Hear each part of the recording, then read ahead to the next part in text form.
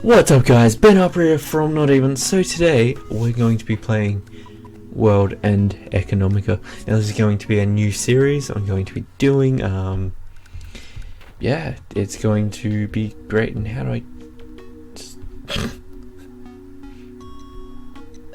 Okay, so well, yeah, on this it's like a story type of thing. You play and yeah, it's like a interactive storybook basically, and of course it's going to be fitting into my anime theme kind of thing. I'm going to be doing a constant anime series, so at the moment this is it. And when we, like before it was Honey Pop, now we're going on to this, then we're going to go on to another one and keep going. And this is chapter 1 of World and Economica. There is a second game, so yeah, we can play that later. So yeah, let's go on. Okay, yep, didn't see that last bit. This dark side, it could not be seen from Earth, and it was only a few decades ago that images were successfully taken of it. As Earth has been visited, mapped, and divested of all of its mysteries and secrets, it was made painfully clear that there were no rabbits on the moon, no traces of aliens, and certainly no pieces of portals to alternate worlds. Okay. Actually, I might even have an echo on this just because my computer is a bit broken, so sorry just in advance. This was perhaps why the journey to the dark side of the moon, though the vastness of space was fascinating for me when my parents took me there as a kid. Mankind had never set foot upon any of the glittering stars that were arrayed before me. When I realized that, I felt a desire to leave my footprints where none had gone before. It was only until after I learned more about the world that it dawned on me what a foolhardy dream it was. Regardless, it was something that shook me to the core so much that I nearly wet my pants. Afterwards, everything before me became a stepping stone before my mind towards my dream of setting foot where no one has gone before. I had no time to waste. If I didn't act now, then someone else would leave their footprints there first. Faster, much faster. The population continued to grow, and time ruthlessly slipped away. Only a handful could be the vanguard of it all. Not a day went by when I couldn't ponder what I would see. It would be a new frontier where familiar places, customs, and the past would not exist. A frontier where every small movement that I made would become part of history. The footprints of the first humans on the moon could still be found preserved in the Sea of Tranquility Memorial Hall. Those footprints told uncountable tales. Footprints left in the sand, measuring just shy of 30 inches. Even so, there were amazing footprints that set shivers down my spine.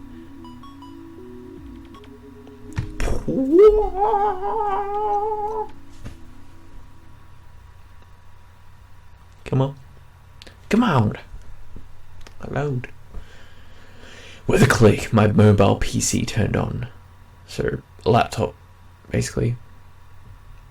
I woke to the whirring of the hard drive, just like my computer's doing right now.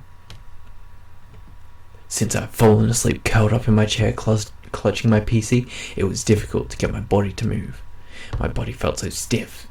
I was sure that a careless motion would break something. Even so, I rather enjoyed the sensation of slowly stretching out my limbs from this cramped position after waking up. It made me feel alive and truly let me know that I was awake. I willed my arms to move, then my legs. Although hardly efficient, this was how I chose to do things, and was what happened when I woke up every morning. It was a satisfying action, and no one ever had the chance to save it before I left home.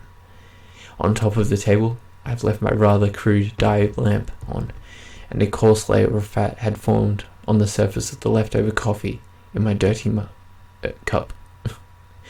Beside my cup was a half-eaten chocolate bar, which I reached for and crammed into my mouth. I swallowed the unpleasantly sweet chunk as the PC finished booting up. And at that moment, my brain went to work as I verified that I had my wallet, memory cards, and bag on me, and none of it had been stolen while I was asleep. It appeared that I had survived the previous night. Only then did I breathe a sigh of relief. However, in order for me to survive today, I would have to make some money. It had been 3 months and 12 days since I left home. Telling myself that I wasn't just some well-to-do kid pretending to be a ruffian, I flipped open the organic display. Okay, that'll be there. Yeah. I was staying in a cheap net cafe. It was a good-for-nothing establishment that leached my Wi-Fi from another shop, and its customers were equally questionable quality. Okay, a fine morning, isn't it? As I left the booth to wash my face, an unkempt clerk greeted me as he played a game at the counter. I figured he wasn't so much friendly as much as he was making sure I knew he was watching me. The only entrance and exit were to the counter and off to the side of the wall were the words, "Everyone pays, no freeloaders." Even though this is sad excuse for a building was built in a sewage canal, money was always collected. The only thing that concerned me when I left the room was finding a place to sleep. Though I had some money, I couldn't change my appearance. A fine morning. I'm not fond of your sarcasm, Earth Dog. The clerk's face twisted into a smile at my retort. Oh ho! Is this unfortunate not to know what the real morning looks like? Since the way here is just a computer program. He said that just lightly as he returned his gaze to his game. He seemed to be from Earth, though I wondered if he came to the moon as unskilled labor, got fired and ended up here just as some type of outcast of some sort. Why don't you head back to Earth then? At my words, he turned briefly to glance at me. He laughed sarcastically. Ho ho! Things are better up here than down there anyway. That's how I responded. Why is it like a why am I doing like a Russian accent for this guy? Like, he clearly doesn't look Russian. He looks like a typical anime guy, basically. Scum. Yeah, okay, we'll kind of go ghetto Russian. Without responding, I went to the washroom. Oh, okay, that was it. My name's Yoshiharu Kawara. Wait, Yoshiharu Kawara. Okay. I was born and raised in this lunar city, so I was a genuine moon scum. I returned to my booth, entered my password, and booted up the tool application on my computer. A welcome screen, whose only good point was its friendliness, was followed by a merciless and desolate landscape, much akin to the surface of the moon. Countless lines of words flickered on the screen. I imagine it's the kind of effect, oh god damn it, you'd get if you took a picture of the undeveloped part of the moon's surface with a low-res camera. The screen showed a session of the Lunar Stock Exchange. Exchange. This was the kind of place for the moon scum like me to make a living. Making a lot of sounds today, like. I'll get rich without even needing to break a sweat. I didn't even have enough time to earn an honest living. I took a deep breath and went about my business. Whoa. It looked like me, kinda, a little. Downward revision for the first fiscal quarter of the CK Bio. Possibility of an investigation to Emerald Industries over suspicions of collusion regarding inflation of the board of directors at the Lunar Central Bank. With one eye on the stream of news, I focused on managing 220 220 stocks. Picked up those with large price fluctuations. I'm having problems reading now. For instance, if one stock had moved 10% on the previous day and another had moved 1%, there would be a probability of a high chance that the stock that moved 10% would move by 1% today. I would trade it on that notion alone, putting into consideration of the mood of the market based on the news. I would buy stocks with large fluctuations within the turbulent up and down movement of the price. I could extract some profit, which is what I occupied. Okay, myself within 9 a.m. and 5 p.m. lunar time. Between those hours, the only things that went on into my mouth were food that I could eat one-handed and drinks. To be honest, I'd be so engrossed in trading that breaks were uncommon. Even if I had the free time to take a picture, take a break, I'd rather use it to look at my screen and grasp price fluctuations and do some trades.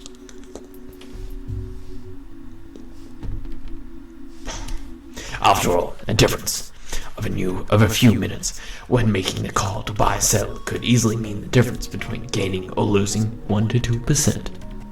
My war chest was 72,000 moles. Moles.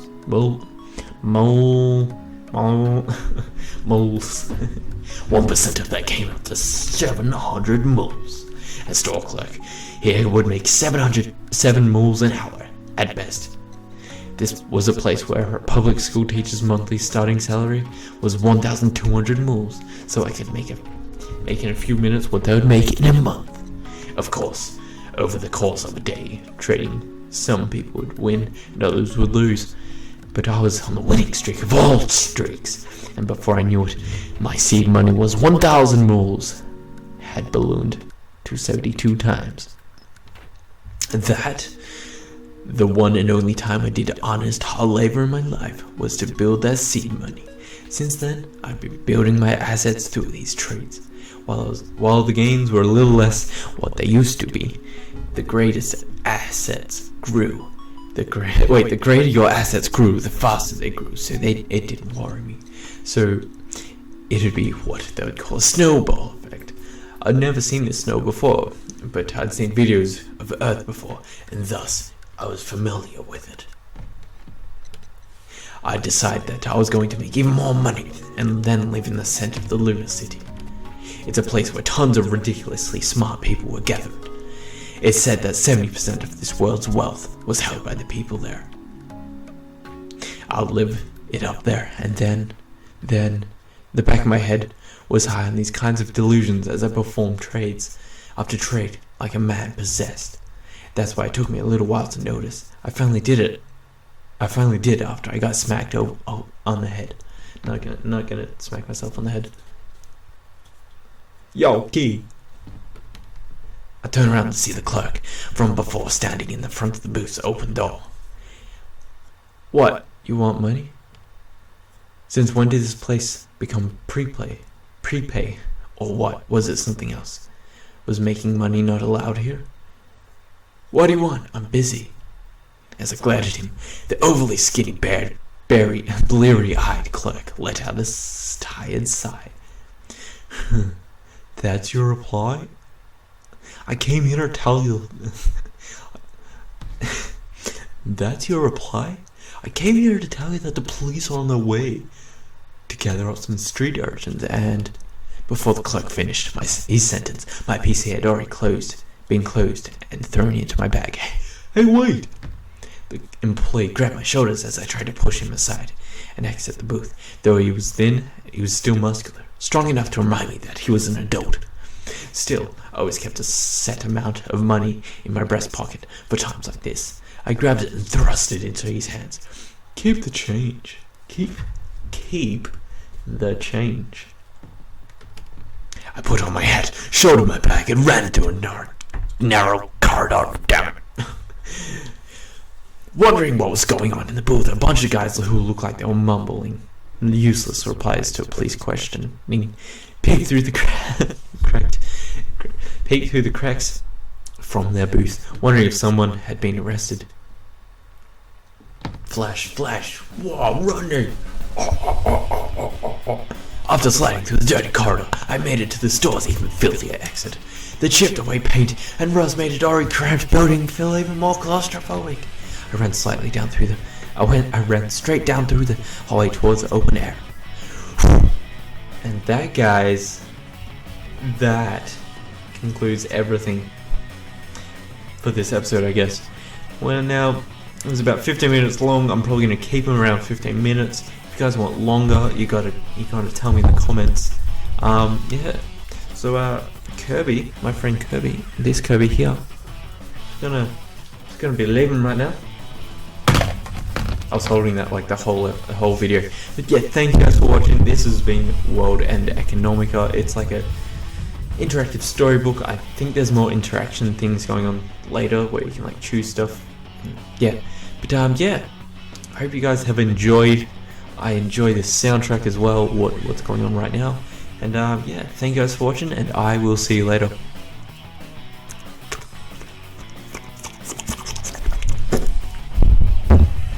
Weirdest exit ever, and